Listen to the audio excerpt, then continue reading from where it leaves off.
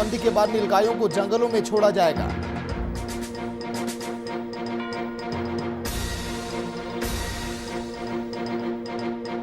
धनबाद के ग्रामीणों ने ओपी का घेराव करते हुए किया प्रदर्शन। पुलिस पर फीताशाही और लापरवाही का आरोप। मछली माफियाओं को संरक्षण देने का भी लगाया आरोप। सीतामढ़ी में सीमेंट व्यापारी को धमकी देने वाला गिरफ्तार। एसपी की गठित स्पेशल टीम ने किया गिरफ्तार। अपराधी के पास से देशी कट्टे और जिंदा कारतूस बरामद।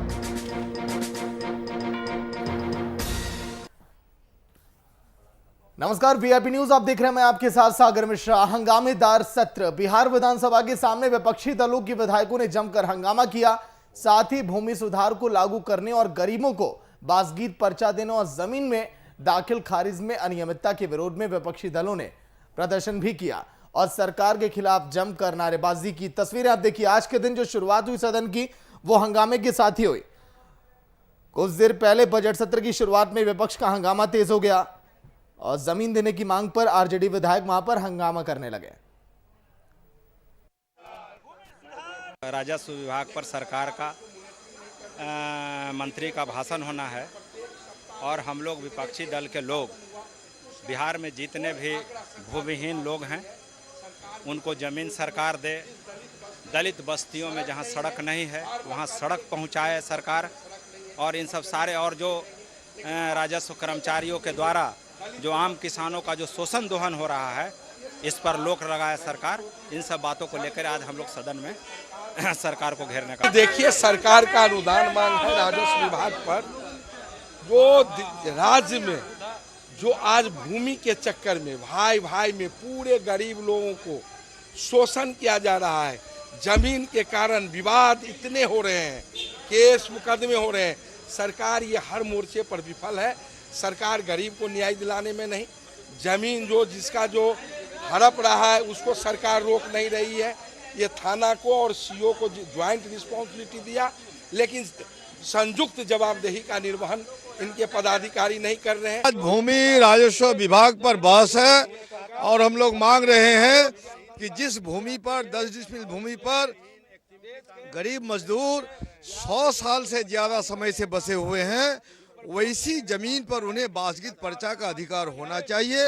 ये विडंबना है कि आज़ादी के 70 साल के बाद भी गरीबों को उनके बसे हुए भूमि पर अधिकार नहीं है।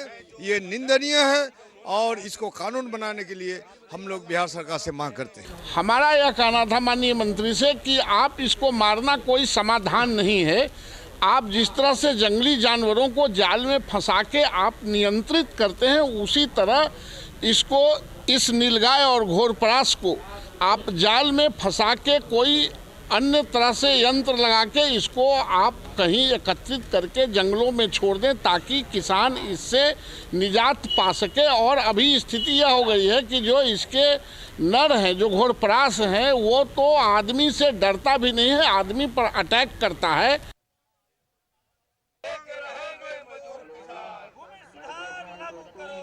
भूमिहीनों को जमीन देने की मांग पर आज के दिन आरजेडी ने जमकर हंगामा किया, लेकिन निशाने पर आज के दिन अधिक दिखाई दिए तार Kishore Prasad. Senior reporter Shashank Dubey live जुड़ चुके हैं। शशांक, आज के दिन शुरुआत ही सदन की हंगामे के साथ हुई। कई मुद्दे विपक्ष ने उठाए और उन मुद्दों पर कहा है सत्ता पक्ष ने कि विचार हम करेंगे, आगे उस पर रणनीति हम बना रहे हैं। आज के दिन सदन की कार्यवाही कैसी रही शशांक?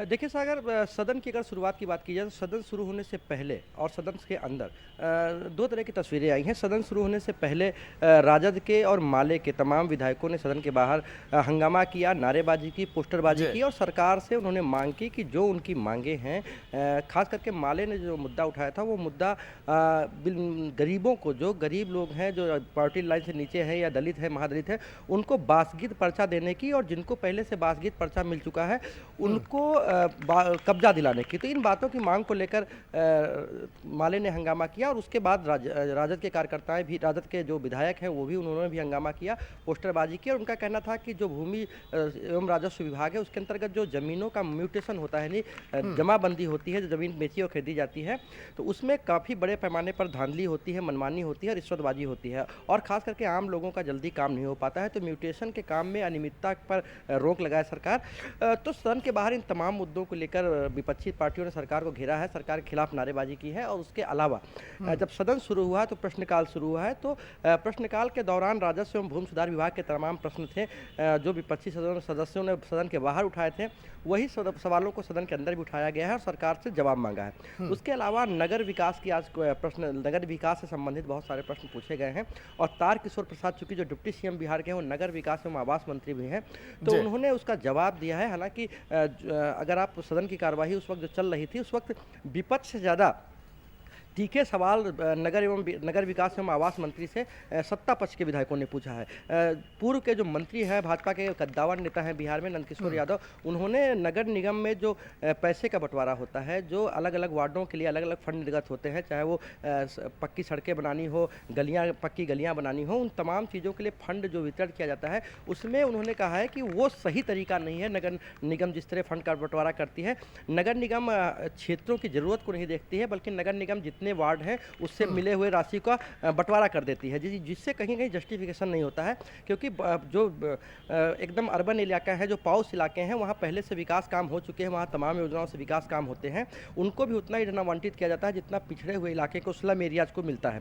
तो ऐसे में उन स्लम एरियाज के साथ या जो पिछड़े हुए इलाके हैं या जो पुराने इलाके हैं शहर के, उन तमाम इलाकों में डेवलपमेंट का काम पूरा नहीं हो पाता है। तो कहीं ना कहीं उन्होंने सवाल उठाया।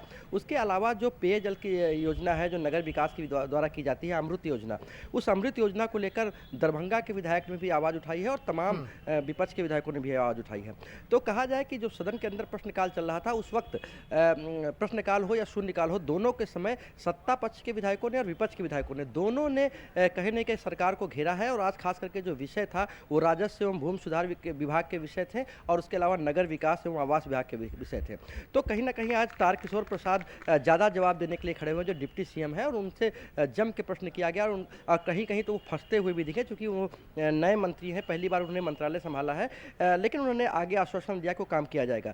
तो ये कहा जाए कि जो सदन के अंदर की जो विधायी कार्य है, जिसको प्रश्नोत्तर काल कहते हैं, शून्यकाल कहते हैं, वो आज काफ़ी संतुलित रहा है, क्योंकि सत्ता पक्ष और विपक्ष दोनों के विधायकों ने सरकार को कहीं ना कहीं क्वेश्चन किया है, प्रश्न किया है और सरकार ने उसका जवाब दिया है। सागर। लेकिन शशांक, आज के दिन निशाने पर अधिक तारकिशोर प्रसाद दिखाई दिए। विधानसभा स्पीकर विजय सिन्हा ने भी आज के दिन उनसे कहा कि आप अपने तेवर यहां मत दिखाइए। विपक्षियों ने भी तमाम सवाल खड़े किए और सत्ता पक्ष ने भी सवाल उठाए आज के दिन कई कार्यशैली पर। शशांक,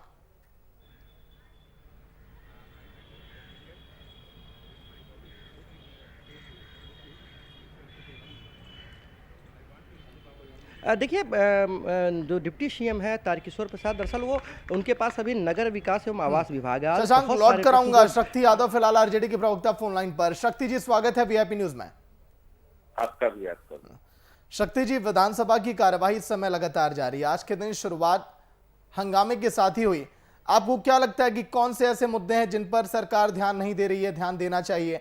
आज के दिन आप लोगों ने शुरुआत की, भूमिहीन जो लोग हैं उनको जमीन दी जाए, तमाम ऐसे कई मुद्दे हैं। शक्ति जी, देखिए, सदन जब चल रहे हैं और लगातार सदन पर आपकी पैनी नजर है, सरकार के मंत्री उत्तर देने में तैयारी करके नहीं आते, सबसे पहली बात। और यही कारण है कि सरकार की किरकिरी हो जाती है। और जो भी सवालात, चाहे भूमिहीनों को भूमि देने का सवाल हो, ये पहले से ऑलरेडी वो नियमबद्ध हो चुका है कि जिनके पास जमीन नहीं है, भूमिहीन है, लैंडलेस है, उनको हर हाल में हम लोग उनको जमीन मुहैया करा करके आवासन कम से कम मुहैया कराने की कमिटमेंट सरकार ने की। लेकिन एक बात देखना पड़ेगा कि सरकार के जो मंत्री, नए नवेले मंत्री हैं, इनको विभाग के संदर्भ में कोई बृहद जानकारी है नहीं है। जो रपट होती है शासन के अधिकारियों का, उस रपट के आलोक में इस सदन के अंदर में जवाब देते हैं। और ये सत्य होनी चाहिए कि सिर्फ जवाब लिखित मात्र से मंत्री की जो बौद्धिक क्षमता वो खुल करके सामने नहीं आती है। पूरक प्रश्नों की जब घड़ी लगती है सदन के अंदर में, एज एमएलए हम लोग काम किया है सदन के अंदर, जब पूरक प्रश्नों की घड़ी होते हैं तो माननीय मंत्रियों की जो है कहीं न कहीं सारी जो है ना उनकी जो काबिलियत है तार तार हो जाता है। तो सरकार हर हमेशा बैकफुट पे है और यही कारण है। अब नीलगाय को नसबंदी करेंगे ये, अब बता दिए कि नीलगाय को नसबंदी कहाँ से करेंगे। ऐसा कोई ऐसा चीज ऐसा बयान वो सिद्ध करते हैं जिसका कोई दिमाग से निकल जाता है। ये कैसे नसबंदी कर लेंगे नीलगायों को, जरा बताएं हमको।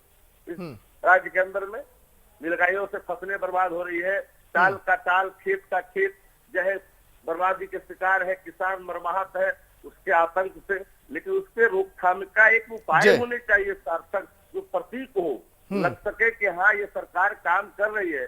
पर सरकार को जवाब लेकिन शक्ति जी, जो आपने आज के दिन मांग उठाई, नीलगायों से जो फसलों की नुकसान हो रही है किसानों की, उस पर विचार किया जाए।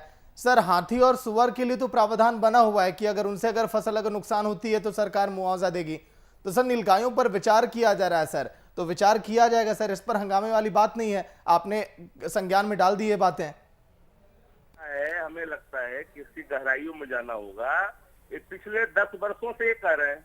हाँ, सदन के अंदर में जब भी ये सवाल नीलगाय से फसल नष्ट का सवाल सामने खड़ा होता है तो सरकार कारगर कदम उठाने का आश्वासन देती है और वह आश्वासन ही रह जाता है। ये लंबे कई सालों से ये कहते आ रहे हैं और सरकार को तेवर नहीं दिखाई दे इस वर्ष के अंदर में। सरकार को सकारात्मक उत्तर दे करके जो विधायक हैं, जो सदस्य हैं, जो जनहित में सवाल खड़े कर रहे हैं उसको हल करिए, संतुष्ट करिए। लेकिन यहाँ तो मंत्री तेवर दिखा रहे हैं। अब स्पीकर को भी उनको जो है नसीहत देना पड़ रहा है। कैसा डिप्टी सीएम का निर्माण इन्होंने किया है, नीतीश जी ने भगवान ही जाने। ठीक है, लेकिन शक्ति जी, सत्र में जो तमाम चर्चाएं हुई और अभी तक जो भी बातें हुई हैं, उनसे क्या लग रहा है कि आने वाले समय में इस बजट से वाकई में जनता खुश होगी?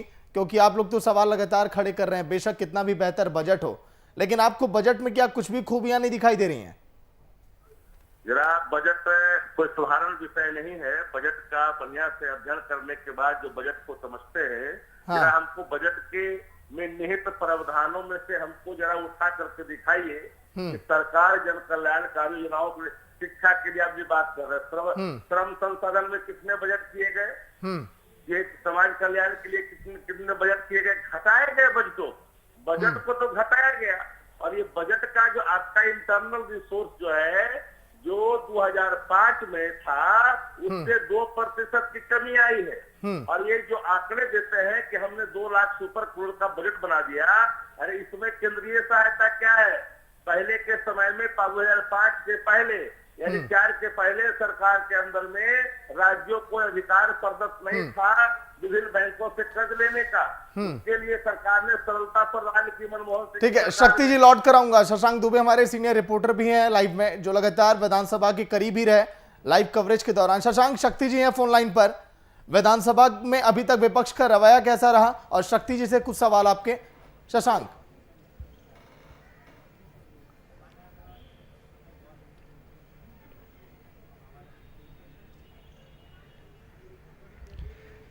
देखिए सागर, सबसे बड़ी बात है कि विधानसभा के अंदर इस बार कहा जाए तो बहुत ही संतुलित रूप से विपक्ष ने भी एक तरह से अपना दायित्व निभाया है, क्योंकि तमाम सवालों पर जो जनता से जुड़े हुए सवाल हैं उनको कहीं ना कहीं एड्रेस किया है, और सदन के बाहर भी सदन के अंदर ही।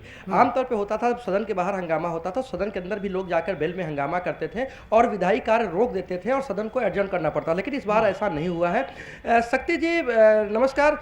शक्ति जी, क्या बताएंगे आपकी जो विपक्ष है इस बार, उसकी क्या रोज की एक योजना बना रखी है कि रोज किसी न किसी मुद्दे पर सरकार को घेरेंगे ही? क्या कोई ऐसे सकारात्मक बातें नहीं अभी तक सदन में नजर आई जिसको लेकर आप लोग सरकार का सपोर्ट करें? देखिए, अभी तक काफी बताएं कि सरकार ने सदन के अंदर में शिक्षा में क्वालिटी एजुकेशन के लिए क्या, कल शिक्षा के अनुदान मांग पर चर्चा हुई। आप हमें बताया कि जो शिक्षा मंत्री का जो वक्तव्य था राजनीतिक रूप से पूरी तरह से लेवरेज था। अब बताया कि आप क्या क्या करने जा रहे हैं। सदन को उन्होंने नहीं बताया अपने उत्तर में।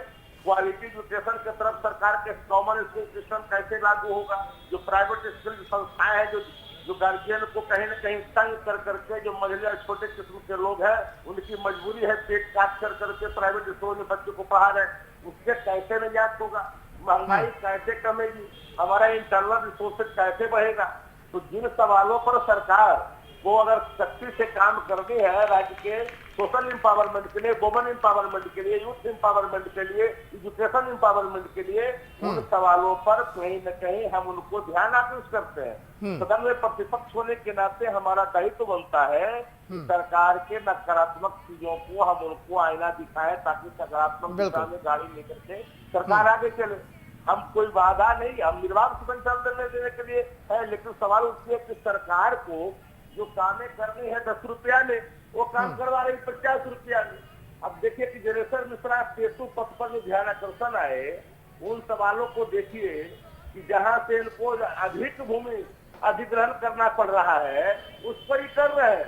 जहां आबादी नहीं है वहां से ले जाने में इनको 35% की बचत है और सीधा अलाइनमेंट जाता है, उसको नहीं कर करके। ठीक है शक्ति जी, बिल्कुल आपने जो अभी तक बातें कही हैं लगभग वो सही है। विपक्ष अपना रोल निभा रहा है बेहतर तरीके से। जनहित से जुड़े और भी बेहतर मुद्दे उठाइए ताकि जनता पर भी ध्यान दिया जाए। और आज के दिन किसानों का भी मुद्दा आपने उठाया, बहुत बहुत शुक्रिया बातचीत के लिए वीआईपी न्यूज में। शशांक, एक जवाब आप दे रहे थे तारकिशोर प्रसाद से जुड़ा हुआ, उनके रवैये को लेकर आज के दिन जो उनके तेवर दिखाई दिए, सवाल खड़े किए गए, जवाब उस पर आखिरी कमेंट आपका।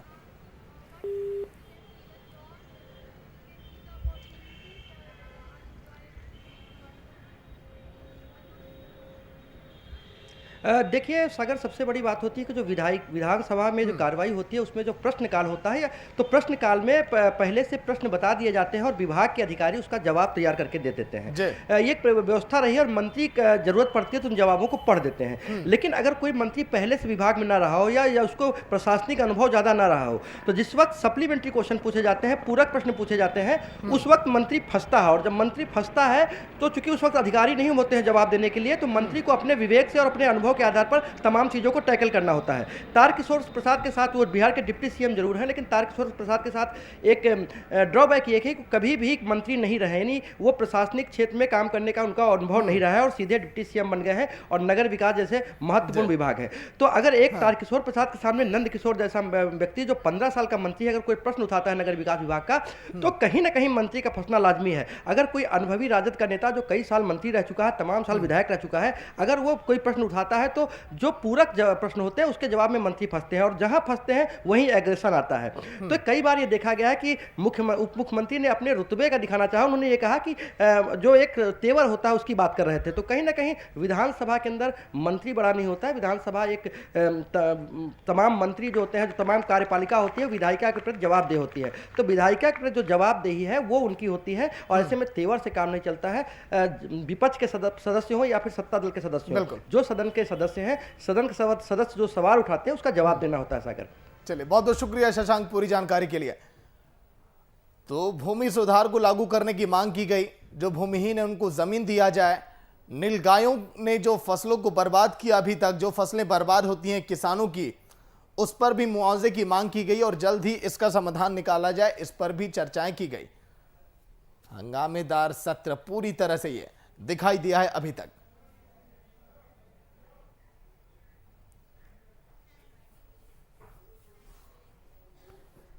लेकिन ईमानदारी करना क्या गुनाह है? पूछिए शेखपुरा के जिला शिक्षा पदाधिकारी से। 2 महीने से वेतन नहीं मिलने पर साहब भुखमरी की कगार पर आ गए। बेटी की शादी होनी है, फिर भी ईमानदारी भला कैसे बचेगी? बिहार सरकार के ईमानदार अधिकारी की यह दशा है, फिर हम आप कैसे उम्मीद करें कि किसी ईमानदार अफसर का होना लाजमी है और ईमानदारी सिस्टम के अंदर दिखाई देगी। रिपोर्ट आप देखिए। ईमानदारी का इनाम बेबसी, भुखमरी की कगार पर अधिकारी, 2 महीने से नहीं मिला वेतन, ईमानदारों को बचाओ सरकार, सिस्टम की भेंट न चढ़ जाए ईमानदारी।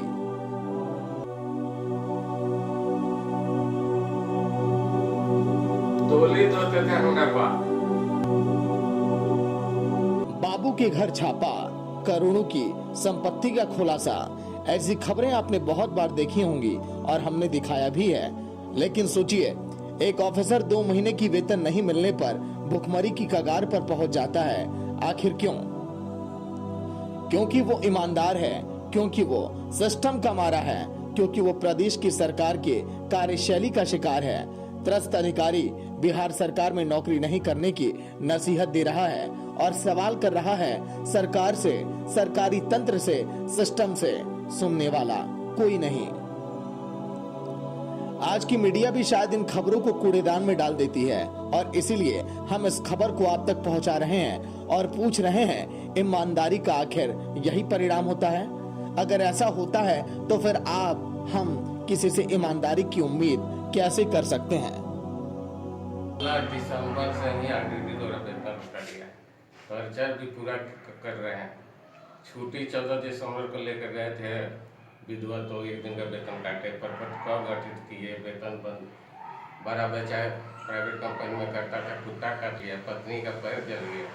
हमसे बड़ा भाई लकवा के शिकायत है, उनका इलाज कराना पड़ता। 28 लाख लोन पर चल रहे हैं जो तगादा करता। ये सब जांच क्या है, क्या छिपा हुआ और इतने दर्दनाक है कि मेरे आदमी क्या करे। तो सर, ये मैंने इस संबंध में बड़ी अधिकारी से बात किए थे कि वेतन मेरा बंद है। हम उनको यहाँ दिए स्पष्टीकरण का जवाब दिए, उनकी क्या मंशा है। 4 वीडियो का रिलीज कर दिया हम। क्या ये कहाँ से रुका हुआ आपका वेतन है? आरटीडी महोदय मुंगेर से रुके। अधिकारी ही जब अपने अधिकार के लिए गिड़गिड़ा कर कहे तो फिर आम लोगों का क्या? एक बाबू जिस देश में, प्रदेश में करोड़पति बन जाता है, अब वहां पर एक अधिकारी भुखमरी की कगार पर पहुंच जाता है। हम अक्सर लुप्त होते जानवरों को बचाने के लिए मुहिम चलाते हैं, सेव एनिमल का बोर्ड लगाए जाते हैं, अच्छी बात है, लेकिन इसके साथ ही सेव ईमानदार भी जरूरी है, क्योंकि ईमानदारी भी लुप्त होती जा रही है। अधिकारी नीतीश कुमार की सरकार से गुहार लगा रहा है, सरकार को सिस्टम सुधारने की अपील कर रहा है। सरकार कुछ भी कहने से बच रही है। अधिकारी का वीडियो तेजी से वायरल हो रहा है। नंदकिशोर राम हाथ जोड़कर 2 महीने से वेतन बंद होने को लेकर गुहार लगा रहे हैं। बच्ची की शादी को लेकर तनाव में हैं। 2 महीने से वेतन न मिलने के कारण दयनीय स्थिति के बारे में भी बताएं कि भुखमरी की स्थिति अब तब तक बनी रहेगी। भगवान, मुसहर को कभी अफसर नहीं बनाना नीतीश सरकार। गलती का मास्टर हमारा बाप थे लेके चलते क्या मिला?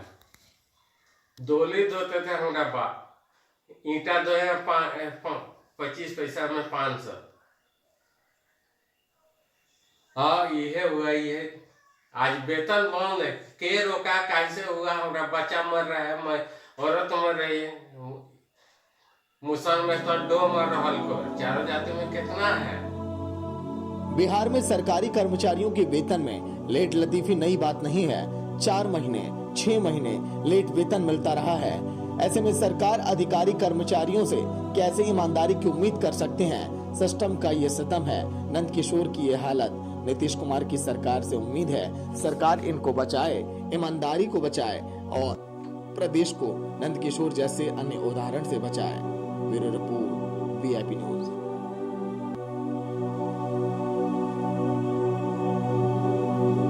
डोली धोते थे हमारा बाप। ये सिस्टम की मारा है ये अधिकारी, जो गुहार लगा रहा है कि 2 वक्त की रोटी भी नसीब हो जाए तो बेहतर है। शिव पाठक फोन लाइन पर, संवाददाता शिव कुमार पाठक। फिलहाल जो तस्वीरें हम दिखा रहे हैं दर्शकों को, ये तस्वीरें कोसती है सरकार को और सिस्टम को कि क्या ईमानदारी का ये नमूना ऐसे ही पेश किया जाएगा? क्या ईमानदारी का ये परिणाम मिलेगा अधिकारियों को? शिव जी सर, ये जिला शिक्षा पदाधिकारी का वीडियो वायरल बहुत तेजी से हो रहा है, जहां की वो भूखमरी की हालात तक पहुंच चुके हैं और उन्होंने आत्महत्या की भी बात कही है जी। लेकिन शिव, क्या अभी किसी ने इनकी मदद को, इनकी गुहार को सुना? अधिकारियों तक इनकी बात पहुंची? कोई नेता जगे इनकी इन भावनाओं को देखकर? नहीं सर, अभी तक कोई नेता ना शासन प्रशासन किन्हीं ने कोई भी गुहार इनकी नहीं सुनने के लिए पहुंचा इनके पास में। और इनसे हमने जब बात की है तो इन्होंने बताया कि हमारी वेतन बंद कर दी गई है। उन्होंने आरोप लगाया है कि DIE के मुंगेर के द्वारा मुंगेर पर्यवेक्षक के शिक्षा उप निदेशक पर जानबूझकर वेतन बंद करने की आरोप लगाया है। चलिए, लेकिन ठीक वहीं है। दूसरी तरफ खबर चलने के बाद पीआरडी के माध्यम से डीएम के द्वारा एक बयान आया था कि उनकी वेतन रोका गया वेतन 26 फरवरी को रिलीज कर दिया गया है। जी, लेकिन कितने महीने से वेतन की नहीं आई है शिव? 2 महीने से वेतन, दिसंबर से वेतन नहीं मिल रहा था और वो बहुत परेशान थे। बिल्कुल भावुक होकर उन्होंने बात कर रहे थे, रो रहे थे कि हमारी बहुत स्थिति खराब है। उन्होंने 28 लाख रुपया विभागीय कर्ज लिए हुए हैं, उसकी दबाव है और घर की समस्याओं से वो परेशान थे। चलिए, शुक्रिया शिव पूरी जानकारी के लिए। ये है ईमानदारी का इनाम, जिसको आज के दिन हमने नाम दिया बेबसी। एक अधिकारी जो सिस्टम का मारा। भ्रष्टाचार पर अगर आप लगाम लगाने की कोशिश करेंगे तो यही हाल होगा। ये प्रदेश की सरकार ये नमूना पेश कर रही है और इन तस्वीरों को आज के दिन वीआईपी न्यूज इसीलिए दिखा रहा है क्योंकि ये खबरें शायद प्रमुखता से आपको किसी और चैनल पर ना दिखाई दें। वीआईपी न्यूज उस अधिकारी के दर्द को यहां पर दिखाता हुआ ताकि हुक्मरानों तक ये आवाज पहुंचे, हुक्मरान एक बार जगे इन तस्वीरों को देखकर और विचार करें कि हम जिसकी बात करते हैं मंचों पर, वही काम तो आखिर ये अधिकारी कर रहा है। नंदकिशोर जी फोन लाइन पर, जिनका वीडियो आप देख रहे हैं, जो गुहार लगा रहे हैं मदद की सरकार से और जो सिस्टम के इस मारे हैं। नंदकिशोर जी, स्वागत है आपका वीआईपी न्यूज में। हाँ, पहले नंदकिशोर जी, क्या हुआ है आपके साथ और पूरी कहानी कहां से शुरू हुई, एक बार बताइए अपने शब्दों में। नंदकिशोर जी, क्या हुआ, बड़ा बेटा का पैर जख्मी था, पिता काट लिया, पत्नी के पैर जला हुआ था, भाई के बड़ा भाई को टीवी की वॉल्यूम कम करिएगा। नंदकिशोर जी, टीवी चल रही है शायद आपके यहाँ, टीवी का वॉल्यूम कम करिए, फिर अपनी बातों को रखिए। डीसी चल रहा है। हाँ, बताइए फिर। तो बात कहिएगा।